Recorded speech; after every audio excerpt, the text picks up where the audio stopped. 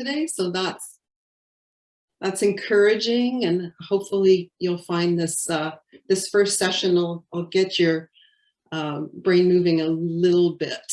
I'm just going to share my screen.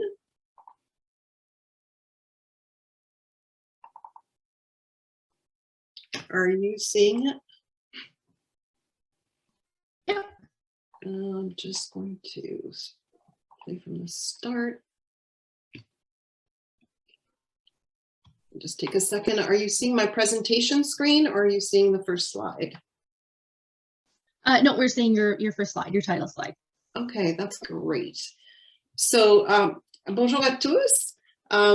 Ce matin, je ne vais pas parler de recherche que j'ai fait en particulier, mais plutôt un concept important de réflexion quand on fait de la recherche. C'est quelque chose que mon superviseur Luc Bonneville et moi, on discute depuis un petit bout de temps. Ça a fait le sujet aussi d'une présentation que j'ai fait quand même assez récemment à l'Association pour la recherche qualitative. Puis je vais vous parler en anglais et en français. Puis j'espère que vous allez pouvoir en sortir quelque chose, même si c'est des concepts que vous connaissez déjà, qui vont vous faire peut-être songer un peu à votre propre recherche, parce que je peux vous assurer que ça m'a fait songer, moi, pas mal. So, my own professional profile, for those who don't know me, is that I spent a long time working in public relations, in the public and private sectors, primarily at the management and director level. So for organizations like the RCMP, the Department of National Defense, as well as in the private sector in organizations like the Royal Bank of Canada and Kraft Foods. So quite a long journey in public relations where I got to really understand the work of public relations practitioners. My university background is that I have a BA in journalism and actually worked in journalism for a little while. You know, my master's is in communications management from Syracuse, which was more like an MBA for communications professionals. And now I'm working on my PhD with a focus on public relations practitioners themselves. So my master's actually looked at mental health and wellness of PR practitioners and communications practitioners. And my thesis is looking at the experience of technostress that practitioners have, because if you know any of you have worked part-time in the area or just are familiar with it, the kind of work that practitioners do involves the use of a lot of technological devices, and in particular things like the smartphone, computers, tablets, that kind of thing, not just during working hours, but after hours as well. And this is an understudied area in public relations. A lot of other occupations have been looked at. Public relations, not really. There's been really very little written from the point of view of technostress as a concept, which is a form of stress that results from sort of the gap that exists for people between the technology and themselves. Oops. Je sais pas pourquoi ça avance pas. Bon. Donc, ma proposition du début, c'est de suggérer que, parce que j'ai tellement d'expérience en relations publiques, parce que je continue à avoir des réseaux, je continue à faire du bénévolat aussi en relations publiques avec l'Association nationale, j'incarne un peu un concept en recherche qui s'appelle l'informateur clé. So the concept of key informants is that as a researcher, you can, to better understand the subject, the actors, the people that you're researching and the domain, go to certain people who tend to understand that particular society or group better. So by virtue of my own background, I would have been the kind of person that a researcher might have gone to either as research, pure research itself, or to better understand the group so that they could then do research with a particular subgroup of that group, and provide more information about what the society is like, what the work is like. And that sort of helps the researcher kind of scope what they're going to be looking at. So my proposition is basically, I inhibit myself a lot of those characteristics. And if you think about some of the research that you might be doing, it's not uncommon for us to conduct research in areas where we have a passion, where we have insight, where we want to further things, because that's often where our passion comes from. But there are things that we need to think about when we do that. Now, clairement, il y a certains avantages en faisant de la recherche avec un groupe qu'on connaît déjà. Pour moi et pour beaucoup de personnes, ça donne un accès plus facile au terrain. Alors, si je veux faire de la recherche avec ce groupe-là, j'ai déjà mes réseaux, je peux parler à l'association des relationnistes, je peux mettre des liens sur mon site LinkedIn où j'ai quelques 500, quelques personnes, beaucoup d'entre eux des gens en relations publiques. Puis je connais des professeurs aussi qui ont partagé mon lien quand j'ai fait ma maîtrise. Alors, c'est un avantage, on a un accès plus facile. On a aussi la capacité d'établir plus rapidement un rapport, puis en sorte un lien privilégié parce que les gens savent qu'on comprend les choses avec lesquelles ils composent, qu'on comprend le travail, qu'on comprend la situation. Puis surtout si on s'en va faire de la recherche et si les recherchés savent qu'on a cette expérience-là, c'est une bonne chose, mais comme vous allez voir, ça peut aussi changer un peu la recherche puis comment qu'elle est conduite. Et puis, en même temps, j'ai la capacité à comprendre puis m'identifier plus facilement. Puis vous aussi, si vous faites de la recherche avec des groupes que vous connaissez, c'est plus facile. Je vais comprendre l'expérience des participants quand ils disent « Oh, je me couche avec mon téléphone, ça n'a pas de sens, je reçois des appels au milieu de la nuit, blablabla. » Ça, je le comprends parce que je l'ai vécu. Ça fait partie de mon vécu. Alors, je peux m'identifier avec ça. So, there are, as I said, a number of advantages, and they're substantial, and, they can be very, very helpful when doing research. Par contre, il y a des défis aussi. Puis c'est ça que je pense que la réflexion sur ces défis est vraiment importante. Parce que je me rends compte qu'avec mon expérience, je peux introduire des biais dans la recherche. Je peux avoir des préjugés qui font partie de mon vécu. Puis, en même temps, je peux regarder les données avec une lentille de relationniste et non de chercheur.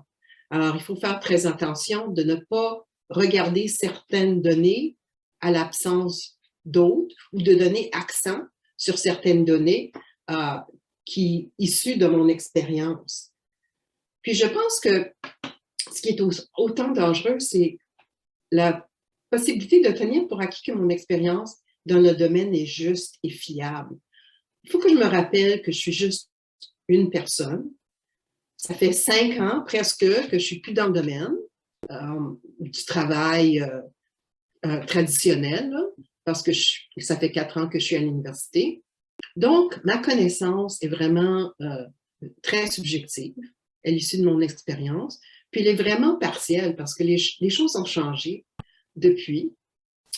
Mon expérience avec mon bagage n'est peut-être pas le même que les expériences d'une autre personne. Alors, il faut que je me rappelle tout le temps que c'est le cas, en fin de compte.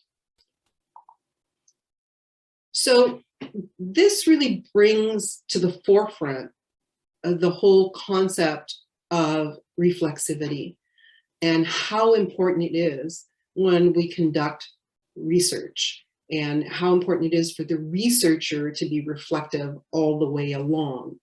And I found interesting that one of the people who writes on this, Drake, speaks in particular about the importance of reflexive consideration, and that's particularly pertinent when it's research undertaken by practitioner researchers who are working on professional doctorates. Exactly my situation, possibly the situation of others as well, and some of our master's students. And I think that as more and more people do graduate education or start their graduate education after they have a certain amount of experience, which is great because it brings more to the party, you know, it becomes something that we need to watch for even more probably.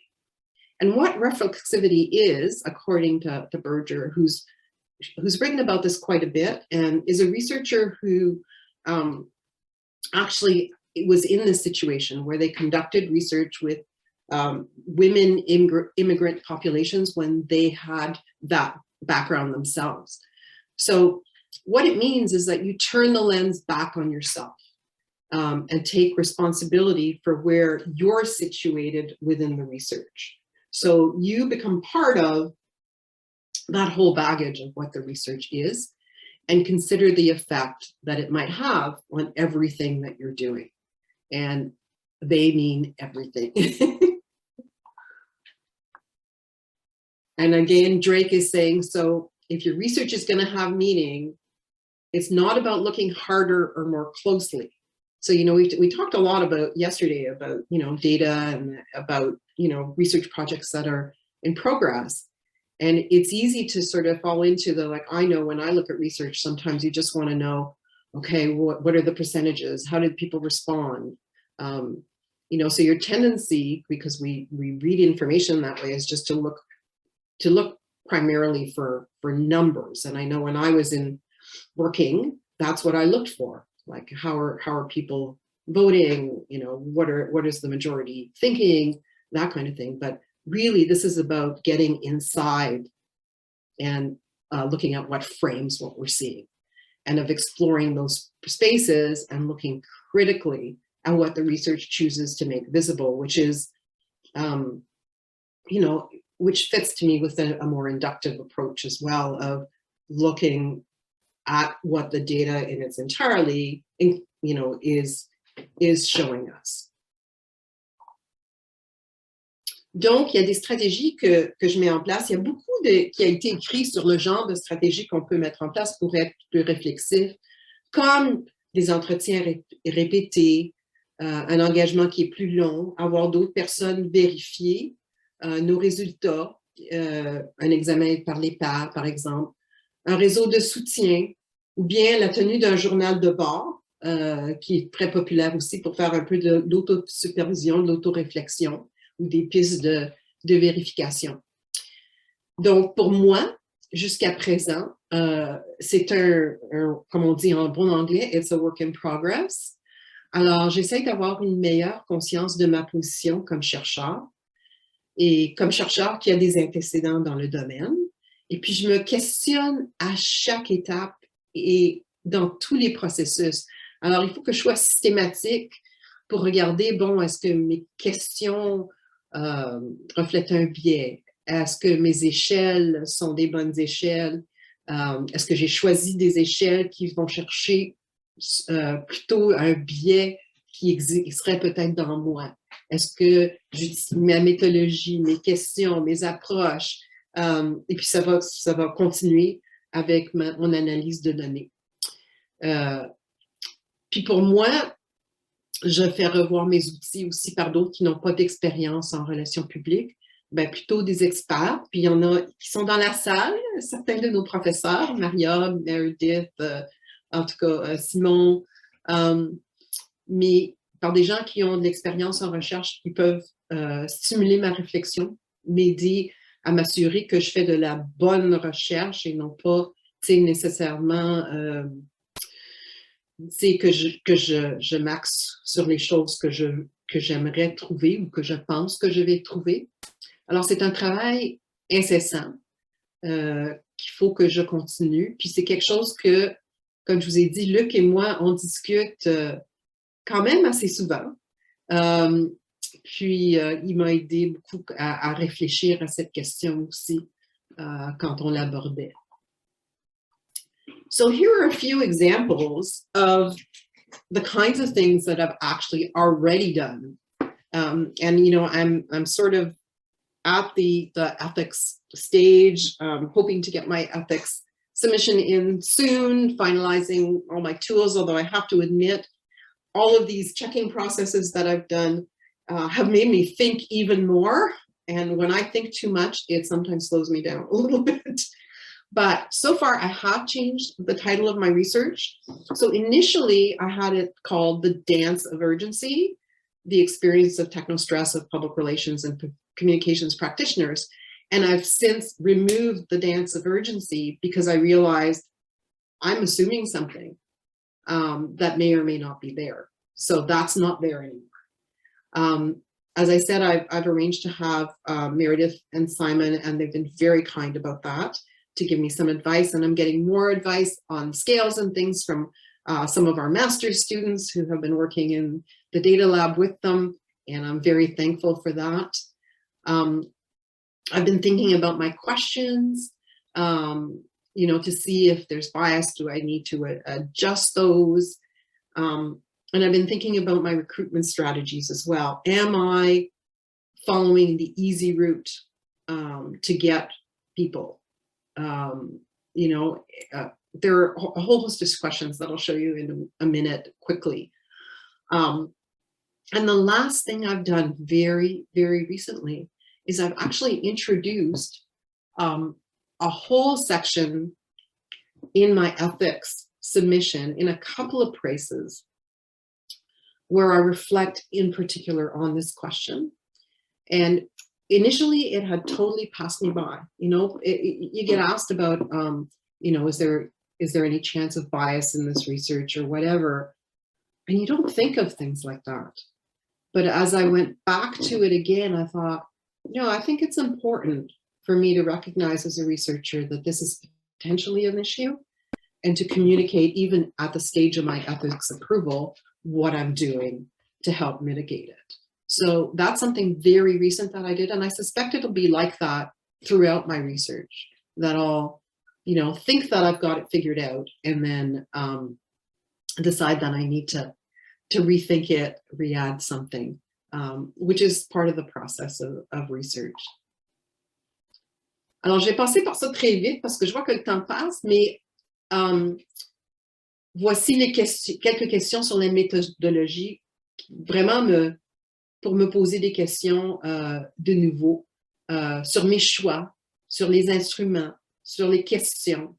Et puis, si vous voulez, je peux toujours partager ma présentation avec vous plus tard, si vous voulez, ça pour un peu pour vous aider aussi en faisant vos réflexions à vous.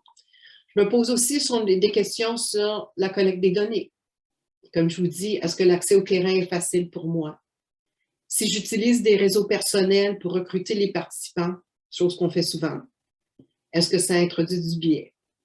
Est-ce qu'ils vont réagir différemment à moi parce que je suis dans le secteur? Et aussi, est-ce que les femmes, c'est quelque chose qu'on pense des fois pas aussi, est-ce que les femmes vont se sentir plus proches de moi? Parce que moi aussi, je suis une femme qui a du vécu en relations publiques. Et est-ce que ça va changer la façon dont laquelle ils communiquent avec moi? Puis, comment je vais prendre des décisions quant aux personnes à interviewer? Donc, alors moi, je fais de la recherche mixte. J'ai un sondage, puis par la suite, je fais des entrevues, des entretiens semi-dirigés avec un sous-groupe de gens qui auront fait le sondage. Alors, il faut que je pense à comment je vais choisir ces personnes-là. Est-ce que ça va être des personnes que je connais? C'est un risque, possiblement. Comment est-ce que je vais m'organiser pour ça? Alors ça, c'est quelque chose que je continue à penser. Je n'ai pas toutes mes réponses encore, mais c'est des réflexions, je pense, qui sont quand même assez importantes.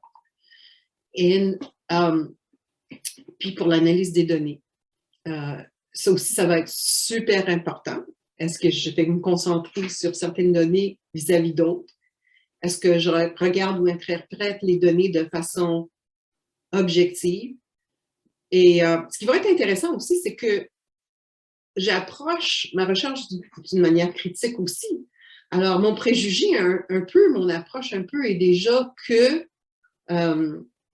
c'est une situation qui est mise sur les travailleurs.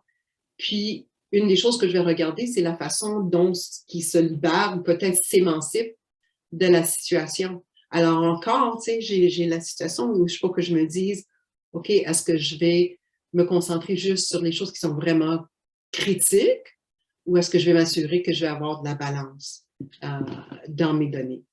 Donc, c'est quelque chose de super intéressant. Je trouve que la réflexion m'aide beaucoup, je pense. Mon défi va être de ne pas réfléchir trop, je pense.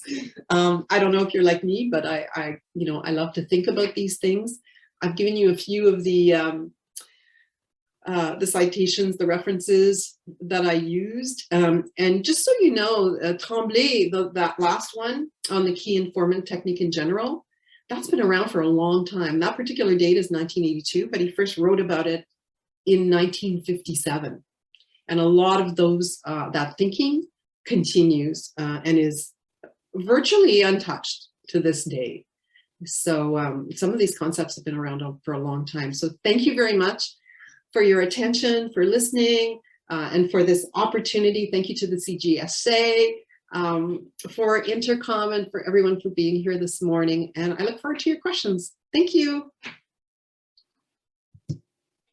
Okay, gotta stop my share.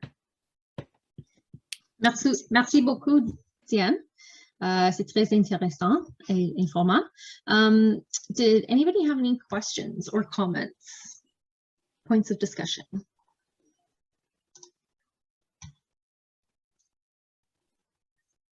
You can feel free to use the chat or, oh, okay, Meredith. Hi, thank you, Diane. I was just wondering, and I might have missed this, so when are you planning on collecting your data? So I'm planning to start after I get ethics approval. I'm slowed down a little bit.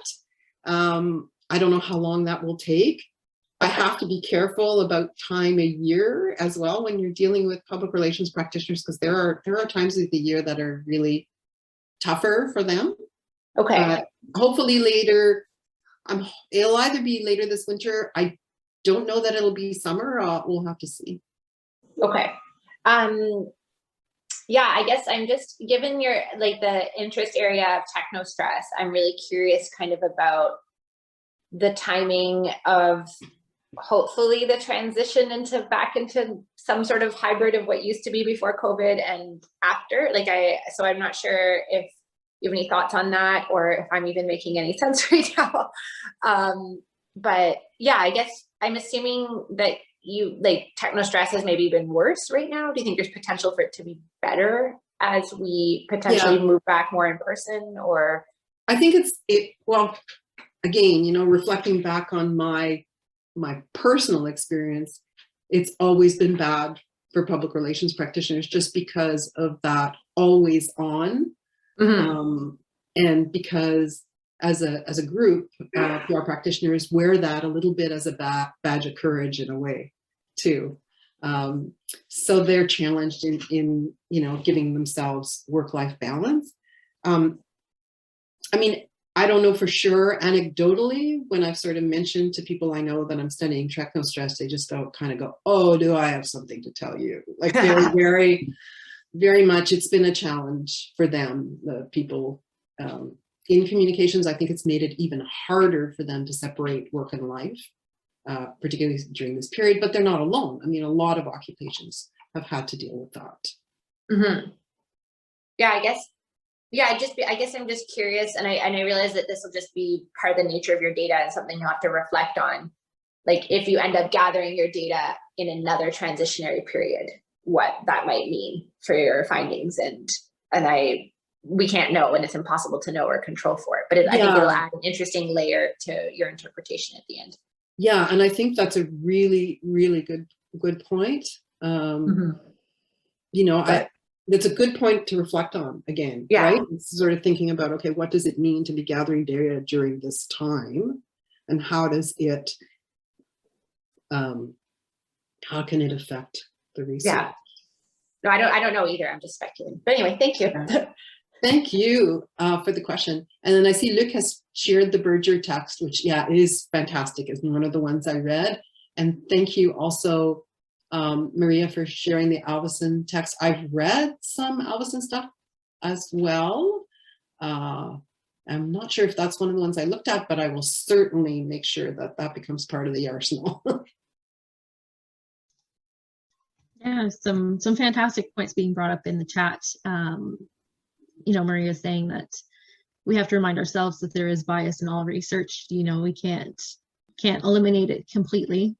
We're humans, right? Or some degree of subjectivity. Yeah, especially more so, I guess, when you're a member of that group. I think, yes, and I think that's true, and it will be forever imprinted on my brain, this sentence that Luc used to always say in our class, and I see Brigida's here today, and so she'll remember this. He used to always say, "Les données ne sont pas neutres." And I hope Luc is smiling right now because, like, he knows that I've got that in my head forever. That, you know, no matter what data you do collect, it's never neutral. There's always bias or opportunity to insert bias. Or some degree of subjectivity, as Maria says, yes. Yeah, absolutely.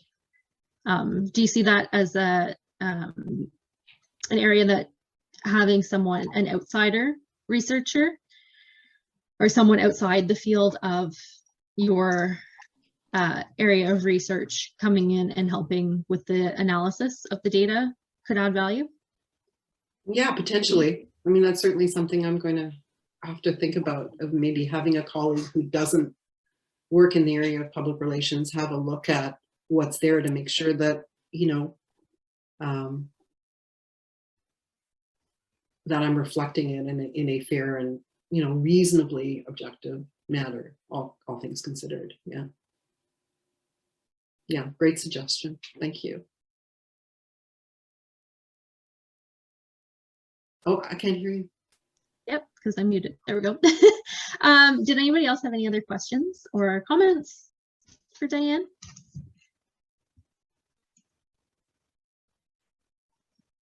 Okay, well, you can feel free to always use the chat throughout today, and I'm sure Diane is very open to connecting over email about this topic if you have questions after the fact. So, merci beaucoup, Diane, de se présenter aujourd'hui. And thanks for being here with our conference today. Merci, Elisa, c'était un grand plaisir. Puis merci à tous de votre présence ce matin. Je l'apprécie beaucoup. Puis oui, I'm totally open if anyone wants to send me email or would like my presentation. I'm quite happy to share it if it can be useful to you. And I hope everyone has a lovely day and enjoys the rest of the sessions.